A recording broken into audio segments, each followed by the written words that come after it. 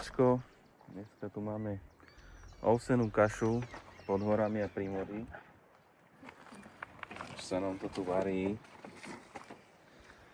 Spali sme do 10:30, čiže troška sme potiahli. Ale boli sme unavení z tej turistiky.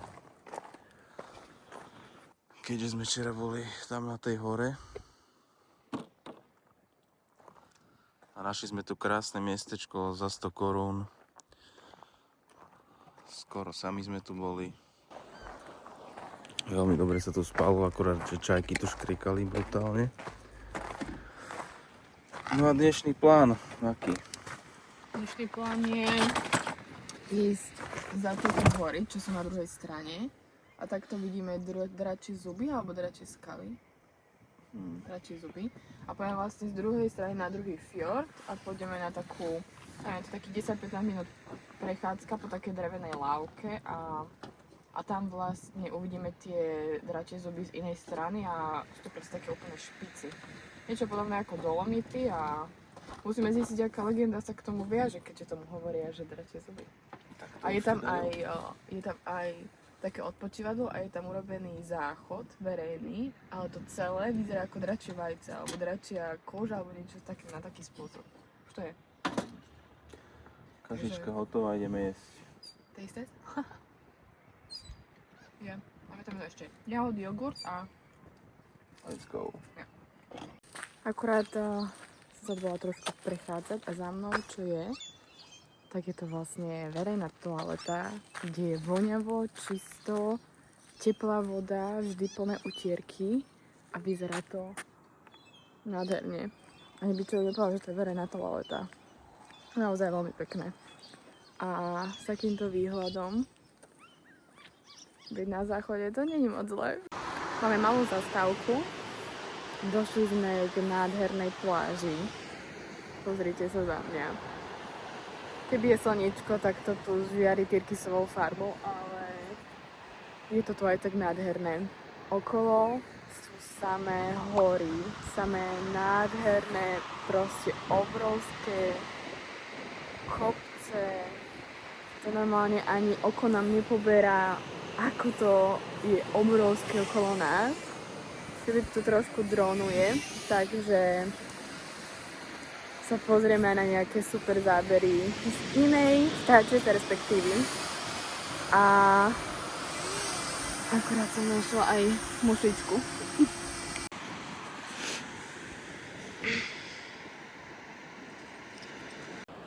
No a celkom na takýchto miestach dosť často sú normálne že spravené ohniská na grilovanie, kempovanie, aj z takých betónových, že to vlastne vydrží a je to dosť pekné vidieť, že sa tu starajú o ten taký turizmus.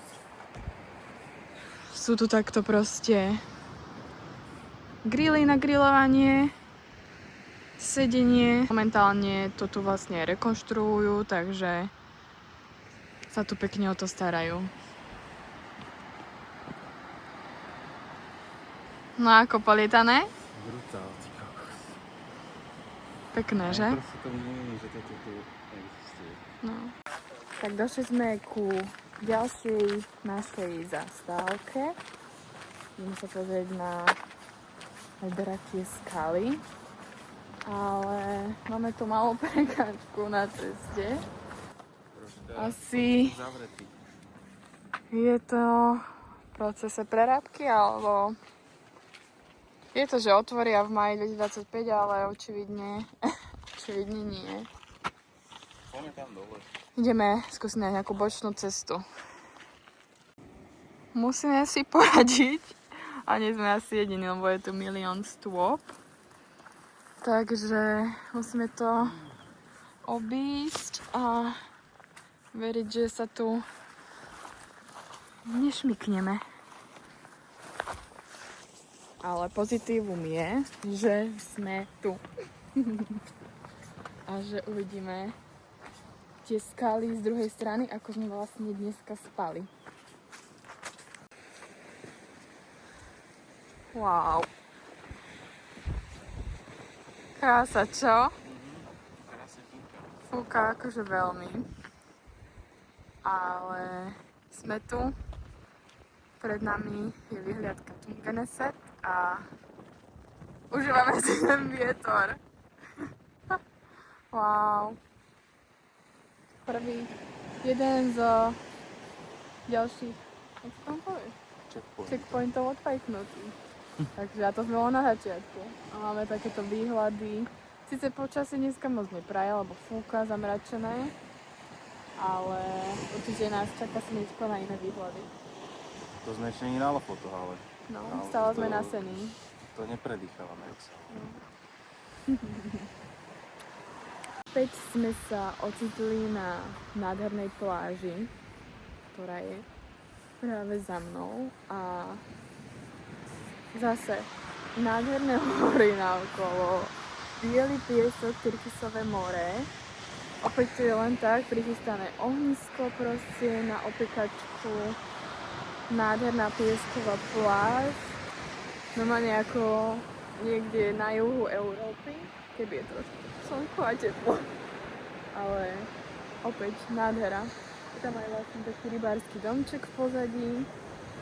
A zase na takýchto miestach je úplne čisto. Miesto na opekanie, nádherná príroda. Vždycky na takomto mieste sú čisté tie toalety s toaletným papierom. A miesto s výhľadom je len doplnok. Ale čaká nás za chvíľu ďalšia výhliadka, bude to na takej platforme Berchtesgaden a som zvedavá, aký bude výhľad odtiaľ. Možno trošku vychukne slnko v pozadí. Teda ja dúfam. Ja by som rada bola trochu slníčkom. Tak tu ideme po fjorde, takomto nádhernom. A zrazu tu proste máme motor.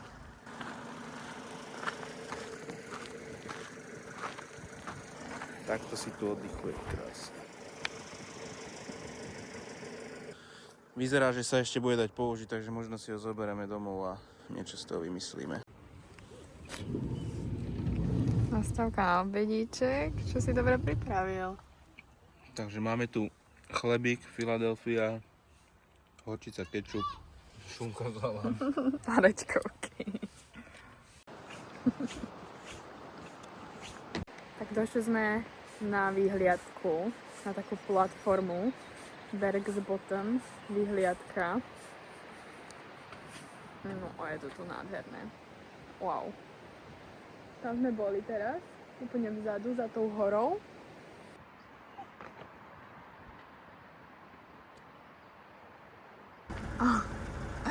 Troll ide ku trollovi. To je strašné.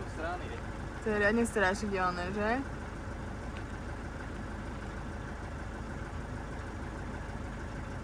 Tam nekúkaj. Nie sa tu toho rastie.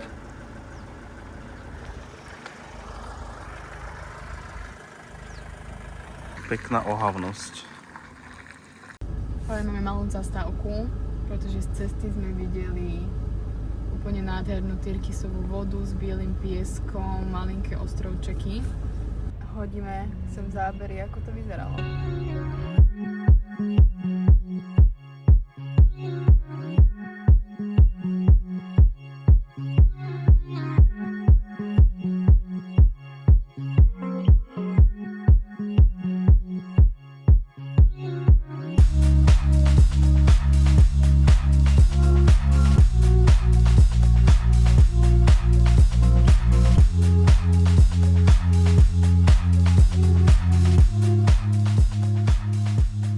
Na ďalšej výhliadke zastavili sme sa na mieste, kde je tento most, ktorý je spojený s horou, kde je tunel. No ja to nechápem, lebo tie tunely sú tu všade, cez tie hory a majú to naozaj super spravené. A za chvíľočku prichádzame aj do Grílesfjordu, kde nás čaká trajekt, pravdepodobne posledný za túto cestu. A ideme na Lofoty. Akože nebudeme ešte priamo na Lofotoch, budeme na ostrove Anduja, potom tá Anidoja je prepojená už na Lofoty, takže asi posledný trajekt, už potom asi nebudeme trajektovať, si myslím. Tešíme sa. Ideme na to. Domček, záhradka, hory a deti sa hrajú na mole. To je super. Máme malú prechádzku po dedinke Gillesfjord, keď čakáme na trajekt. Objavili sme tu takéto krásne miestečko. Je tu, že lavička lásky a taká tabula s pozitívnymi myšlienkami, kde je napísané niečo pekné o lete, o objatí a o tomto mieste, takže je celkom pekné na to, že tu je taká malinká dedinka. Vibes. Sadaj na lavičku lásky. Lavička lásky teda. Pozor. Tak je to spečatené. Lavička lásky. Je to pravda, no.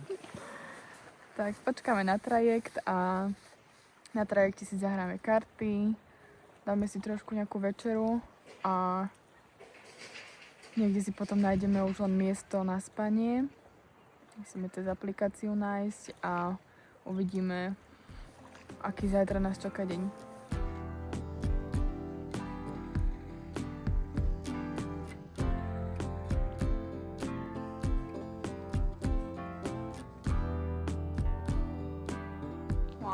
Objavili sme krásny obraz, ktorý tu asi nikto namaloval.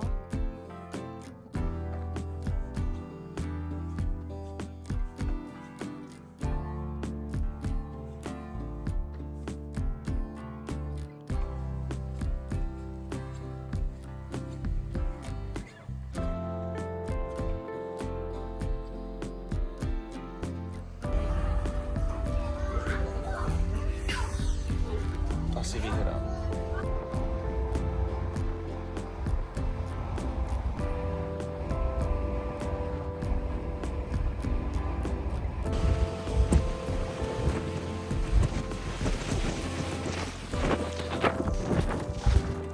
Už sa blížime do cieľovej destinácie konečne. Skóre v Žoliku je 6:1 pre Maťu. Som vedel, jak to skončí na konci dovolenky. Ešte porazím párkrát. Ale síce vyhrala Žolika, ale je na grcanie, takže nie je to lepšie Masia. Takže takto by som to zhodnotil, túto našu plavbu loďou. A uvidíme, čo nás čaká na tých ostropoch, no. Našiel som tu nejakú mašinu.